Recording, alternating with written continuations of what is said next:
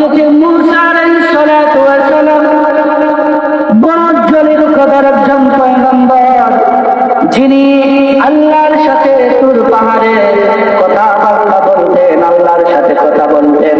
হযরত মূসা আলাইহিস সালাতু ওয়াস সালাম বড় জলিল কদর একজন পয়গম্বর। একদিন মূসা আলাইহিস সালাতু ওয়াস সালাম আল্লাহর সাথে কথা বলার জন্য তুর পাহাড়ের দিকে যাচ্ছেন। কিছু দূর যাওয়ার পরে একটা যুবকের সাথে দেখা হলো। যুবকটা 18 থেকে 20 বছরের ভিতরে বয়স। ওই বয়সের যুবক হযরত মূসা আলাইহিস সালামকে দেখার পরে সঙ্গে সঙ্গে সালাম দিল, আসসালামু আলাইকুম ইয়া মূসা আলাইহিস সালাম। ওগো আল্লাহর নবী মূসা, আপনি বুঝি তুর পাহাড়ে যাচ্ছেন আল্লাহর সাথে কথা বলার জন্য? মূসা আলাইহিস সালাতু ওয়াস সালাম বললেন, হ্যাঁ, আমি তুর পাহাড়ে যাচ্ছি আল্লাহর সাথে কথা বলার জন্য। ওই যুবকটা দেখে বলল, আল্লাহর নবী মূসা, আপনি যখন তুর পাহাড়ে যাবেন আল্লাহর সাথে কথা বলবেন, আপনার কথা শেষ হওয়ার পরে আমি যুবকের হয়ে আপনি মূসা আলাইহিস সালাতু ওয়াস সালাম আল্লাহর কাছে একটা প্রশ্ন করবেন, আমার একটা আরজি করবেন, আল্লাহ যেন আমার প্রশ্নের জবাবটা দেন। মূসা আলাইহিস সালাম বললেন, তোমার আবার কিসের প্রশ্ন? যুবকটা ডেকে বলল, আল্লাহর নবী মূসা, আমার আল্লাহ পাক রব্বুল আলামিন আমাকে এত বেশি এত পরিমাণে আমাকে আল্লাহ দম দিয়েছেন, সুবহানাল্লাহ, এত বেশি দম দিয়েছেন যেই ধন সম্পদের হিসাব রক্ষণাবেক্ষণা করার মতন আমার ক্ষমতা নাই। এত বেশি পরিমাণে ধন আল্লাহ পাক রব্বুল আলামিন আমাকে দিয়েছে। এরকম আছে না মানুষ, অনেক টাকাওয়ালা, অনেক পয়সাওয়ালা। ওই যুবকটা রেখে বলল, আল্লাহর নবী মূসা, আমার এত বেশি এত পরিমাণ আল্লাহ পাক রব্বুল আলামিন ধন দিয়েছে, আমি আল্লাহর কাছে জানতে চাই কোন কাজ করলে আল্লাহ পাক রব্বুল আলামিন আমার এই সম্পদ কমিয়ে নেবেন, আমার এই ধন দৌলত টাকা পয়সা কমিয়ে দিবে। কোন কাজ করলে আমার ধন কমবো, এই কাজটা যেন আল্লাহ পাক রব্বুল আলামিন আপনার মাধ্যমে আমাকে জানিয়ে দেন। আমরা ধনী হইতাম না, গরিব হইতাম চাই, ধনী হইতাম চাই। যুবকটা এত ধনীওয়ালা, সে বলছে এমন একটা কাজ শিখিয়ে দেওয়ার জন্য যে কাজের কারণে তার ধন কমে যায়। মূসা আলাইহিস সালাম বললেন, যুবক, রে যুবক, আমি তোমাকে কথা দিলাম, ওয়াদা দিলাম, আল্লাহর কাছ থেকে এই প্রশ্নের জবাব নিয়ে আসবো রে যুবক। ওই যুবকের কাছ থেকে মূসা আলাইহিস সালাম বিদায় নিয়ে চলে গেলেন। কিছু দূর যাওয়ার পরে একজন মহিলার সাথে হযরত মূসা আলাইহিস সালামের দেখা হয়ে গেল। মহিলাটা দেখে বললেন, ওগো আল্লাহর নবী মূসা, আপনি বুঝি তুর পাহাড়ে যাচ্ছেন আল্লাহর সাথে কথা বলার জন্য? মূসা আলাইহিস সালাম দেখে বললেন, হ্যাঁ, আমি তুর পাহাড়ে যাচ্ছি কথা বলার জন্য। মহিলাটা দেখে বললেন, ওগো আল্লাহর নবী মূসা, একটু আমার দিকে তাকাও, আমি একজন বিধবা মহিলা, আমি একজন গরিব মানুষ। ওই যে একটা ঘর দেখা যায়, জীর্ণ শীর্ণ ঘর, এই ঘর ছাড়া আমার দ্বিতীয় কোনো সম্পদ নাই। আমার পরনে যে একটা কাপড় দেখতেছেন, ওই একটা কাপড় ছাড়া দ্বিতীয় কোনো কাপড় নাই। ওগো আল্লাহর নবী মূসা, আমি জানতে চাই আপনার মাধ্যমে আল্লাহর কাছে বলবেন কোন কাজ করলে আল্লাহ পাক রব্বুল আলামিন আমাকে ধনে ধনীবান করে দিবেন, আমাকে টাকা পয়সা ধন দৌলতে ধনীবান বানাইয়া দিবেন। এই কাজটা যেন আপনি আল্লাহর কাছ থেকে নিয়ে আসেন, এই কাজের মাধ্যমে আমি ধনী হতে পারবো। সুবহানাল্লাহ, এমন একটা কাজ শিখাইয়া দেন যেন আল্লাহ, যে কাজের কারণে আমি কি হব, ধনী হইব। আগর যুবকটা কি বললো, গরিব হওয়ার জন্য, ধন কমার জন্য, আর এই মহিলাটা বলছে ধন বাড়ার জন্য। মূসা আলাইহিস সালাম জবাব দিলেন, না, আমি মূসা কথা দিলাম আল্লাহর সাথে কথা বলার পরে তোমার হয়ে তোমার এই প্রশ্নের জবাব নিয়ে আসবো।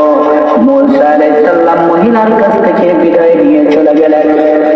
কিছু দূর যাওয়ার পরে মূসা আলাইহিস সালামকে কে যেন সালাম দিল, আসসালামু আলাইকুম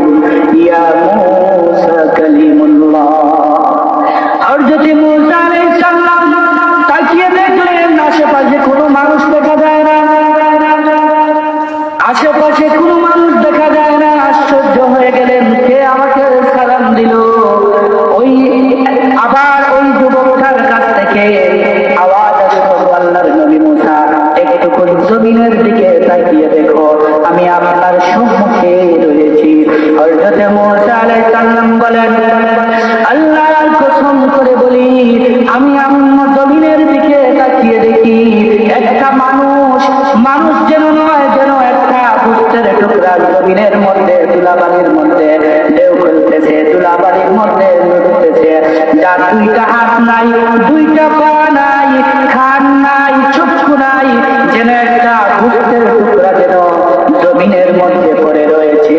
আল্লাহু আকবার। এরকম মানুষ আছে না? আছে। আমি নিজেই দেখছি অনেক জায়গায়। আপনারা যদি সিলেট যান, শাহজালাল মাজারও গেলে দেখবা দুই পাও নাই, দুই হাত নাই, হ্যাঁ, দেখলে আশ্চর্য লাগে, ভয় লাগে। এর উপরে সিলেট আমরা পুরানপুর দেখার ওই তিন ব্রিজ, ওই ব্রিজের মধ্যে গেলেও দেখা যায় এরকম মানুষ মাঝে মধ্যে পাওয়া যায়। দেখলে একটা ভয় করে, কি শুক্রিয়া আদায় করবো যে আল্লাহ আপনার আমার হাত দিছেন সুন্দরভাবে, দুইটা পাও দিছেন, চক্ষু দিছেন, কান দিছেন, এত সুন্দরভাবে আল্লাহ বডিটা তৈরি করেছেন। আল্লাহ পাক রব্বুল আলামিন বলেন, লাকাদ খালাকনাল ইনসানা ফি আহসানি তাকওয়িম। সুবহানাল্লাহ। আল্লাহ পাক রব্বুল আলামিন বলেন, আমি সুন্দর আকৃতিতে সুন্দর করে মানুষ সৃষ্টি করেছি। তাহলে আমরা সুন্দর, আল্লাহর শুকরিয়া আদায় করার মতন নাই। আমরা কত সুন্দর, হাত আছে, পাও আছে, চক্ষু আছে। আর যদি মুসা আলাইহিস সালাম বলেন, আমি আশ্চর্য হয়ে যাই, এইরকম মানুষ যার দুইটা হাত নাই, দুইটা পা নাই, দুইটা চক্ষু নাই, দুইটা কান নাই, যেন একটা গোস্তের টুকরা যেন জমিনের মধ্যে পড়ে রয়েছে। আমি ডাক দিলাম, রে আল্লাহর বান্দা, রে যুবক, তোমার কি কিছু বলার আছে রে যুবক? যুবকটা রেখে বলো, আল্লাহর নবী মুসা, আমি মানুষ হিসাবে যদিও জন্ম নিয়েছি, আমাকে কেউ মানুষ বলে পরিচয় দেয় না। আল্লাহর নবী মুসা, আপনি বুঝি দূর পাহাড়ে যাচ্ছেন আল্লাহর সাথে কথা বলার জন্য? আল্লাহর নবী মুসা, আমি আপনার কাছে একটা ফরিয়াদ করতে চাই। এই ফরিয়াদটুকু আপনি আমার হয়ে আপনি আল্লাহর কাছে বলবেন। মুসা আলাইহিস সালাম দেখে বললেন, যুবক রে, তোমার আবার কিসের ফরিয়াদ? তোমার আবার কিসের চাওয়া? তোমার আবার কিসের পাওয়া? যুবকটা দেখে বলল, আল্লাহর নবী মুসা, আমি জানতে চাই আল্লাহ পাক রব্বুল আলামিন আমাকে কিসের জন্য তৈরি করেছেন? আমার হাত নাই, পা নাই, চক্ষু নাই, কান নাই, আমার কিচ্ছু নাই। আমি মানুষের মতন মানুষের আকৃতিতে মানুষের সমাজে চলতে পারি না। আমি জানতে চাই আমাকে কিসের জন্য আল্লাহ পাক রব্বুল আলামিন সৃষ্টি করেছে। তাহলে তিনজন মানুষের তিনটা আবদার। একজন বড়লোক, কিভাবে দন কমবে, একজন গরিব, কিভাবে তার দন বাড়বে, আর আরেকজন যার হাত নাই, পা নাই, কিচ্ছু নাই, সে তো আর দুনিয়ার জন্য কিছু করতে পারতো না। তার ইচ্ছা যে আল্লাহ সেনে আমারে বানাইছেন, জানতাম চাই, আমার জীবনে আর কিচ্ছু নাই, এটাই জানতাম চাই, কেনে বানাইছে। মুসা আলাইহিস সালাম এই যুবকের কাছ থেকে বিদায় নিয়ে চলে গেলেন, তোর পাহাড়ের মধ্যে চলে গেলেন। আল্লাহর সাথে কথাবার্তা শুরু হয়ে গেল। কথা বলতে বলতে এক পর্যায়ে মুসা আলাইহিস সালাম ওই তিনজন ব্যক্তির পক্ষ থেকে তিনটা প্রশ্নের জবাব আল্লাহর কাছ থেকে নিয়ে আসলেন। তিনজনের জবাব নিয়ে আসলেন। প্রথম দুইজনের উত্তর যথাযথভাবে ভালো ছিল, কিন্তু তৃতীয় নম্বর ব্যক্তির উত্তরটা ভালো না। মুসা আলাইহিস সালাম জায়গার মধ্যেই কান্না ভেঙে পড়লেন। মুসা আলাইহিস সালাম এখন ফিরে আসবে, আসার সময় প্রথমে তো ওই ব্যক্তিকে, তিন নম্বর ব্যক্তির সাথে দেখা হবে। মুসা আলাইহিস সালাম চিন্তা করলেন, এই ব্যক্তিটাকে আমি কি জবাব দিব? কারণ তার এই জবাবটা শোনার পরে এমনিতে তার কষ্টের সীমা নাই। এই জবাব শোনার পরে ওই আল্লাহর বান্দা সহ্য করতে পারবে না, যেই জায়গায় আমি মুসা আলাইহিস সালাম সহ্য করতে পারতেছি না। এই চিন্তা করতে করতে মুসা আলাইহিস সালাম তোর পাহাড় থেকে নামতেছেন আর চিন্তা করতেছেন কিভাবে তাকে জবাবটা দেওয়া যায়। দুঃখজনক, কিভাবে তাকে জবাব দেওয়া যায়। মুসা আলাইহিস সালাম চিন্তা করলেন, তার সাথে কোনো কথা না বলে তার পাশ কাটিয়ে চলে যাবেন।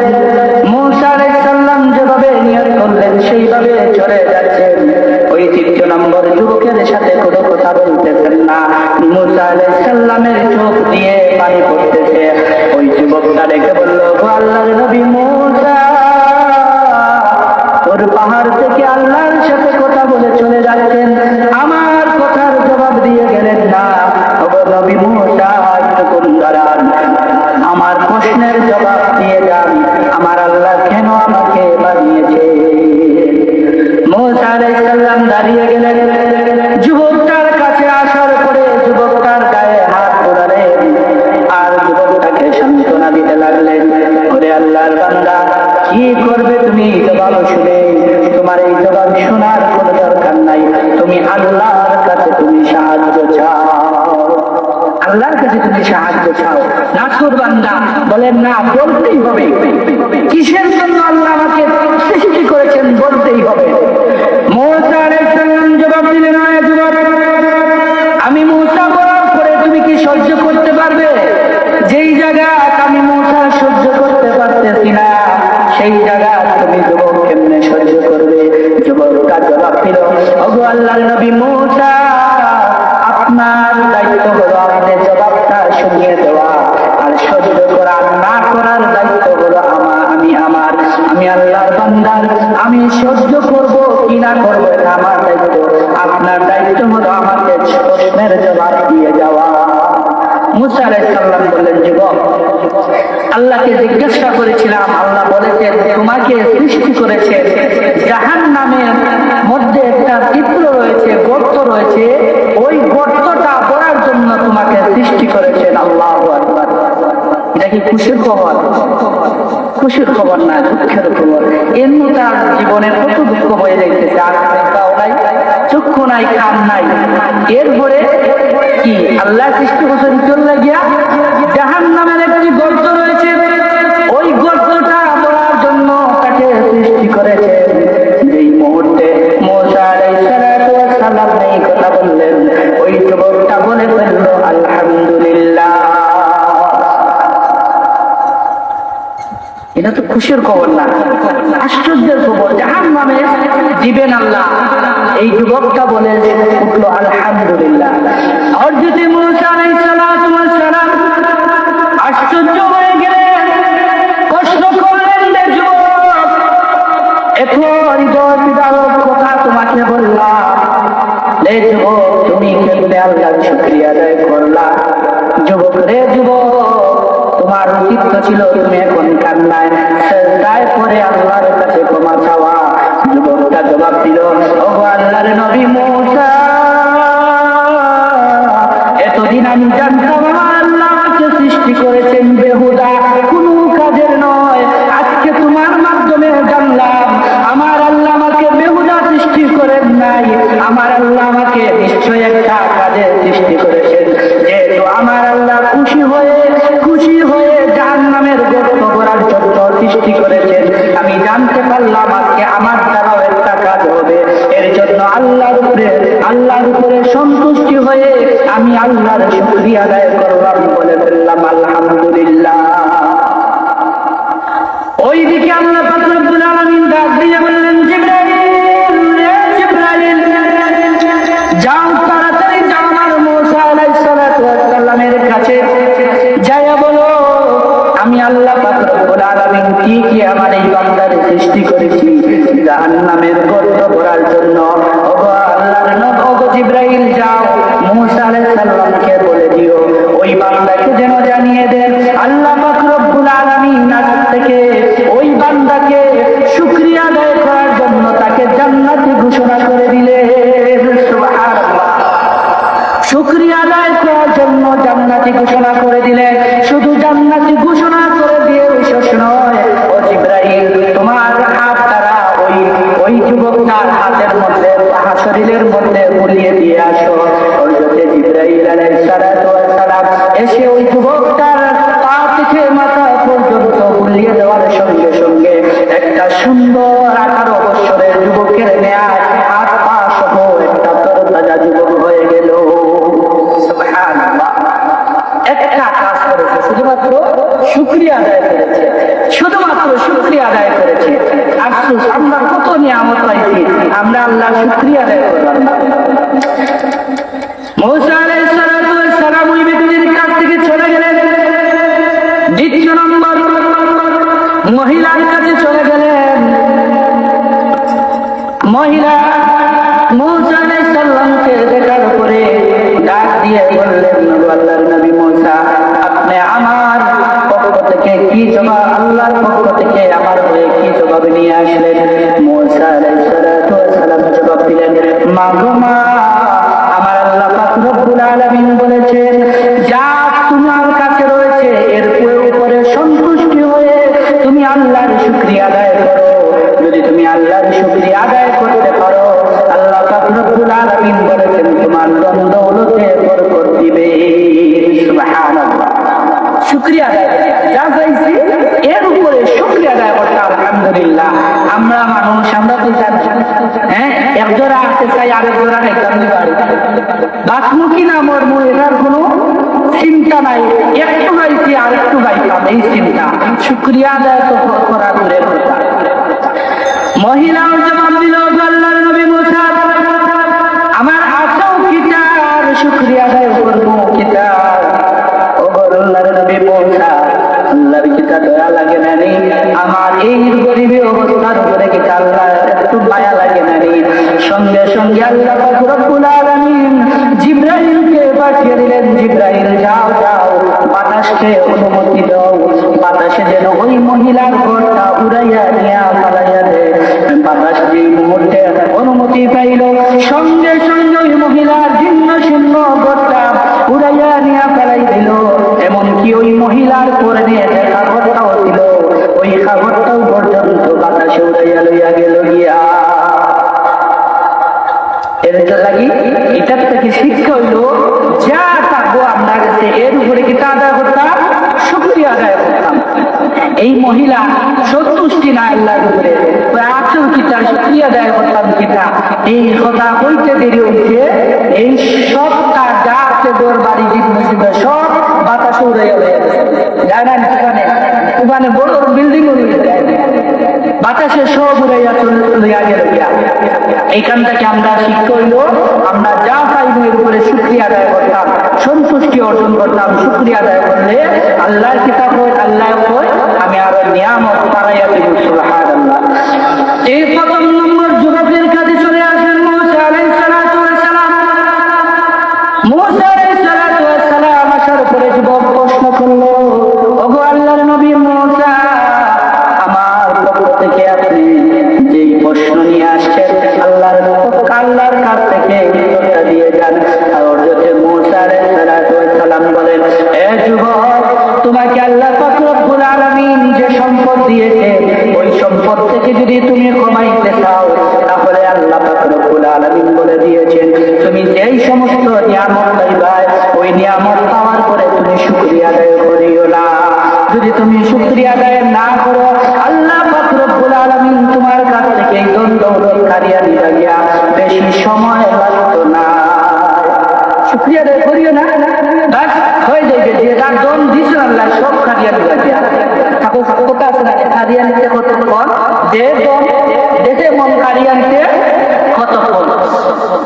যুবকটা জবাব দিল, আল্লাহর নবী মূসা, যে আল্লাহ পাক রব্বুল আলামিন আমাকে তো দয়া করে আমাকে তো বেশি সম্পদের মালিক বানাইলা, আমি কিভাবে ওই আল্লাহর নাফরমানি করতে পারি?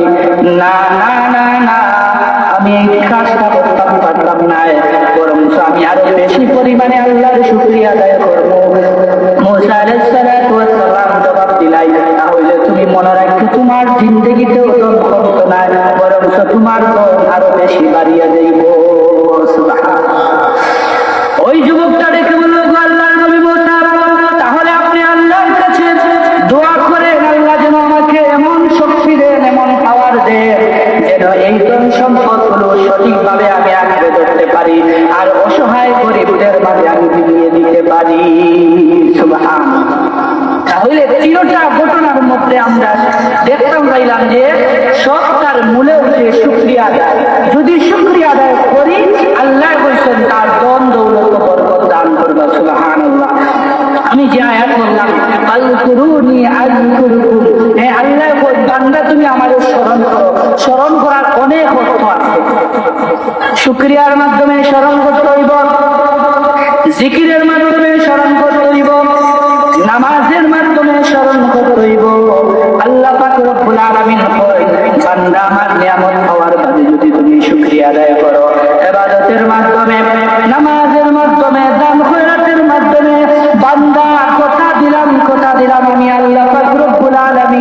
তোমার সঙ্গে আছি, আর তোমার ধন দৌলতের মধ্যে আমি আল্লাহ বরকত বেশি পরিমাণে বাড়িয়ে দিব।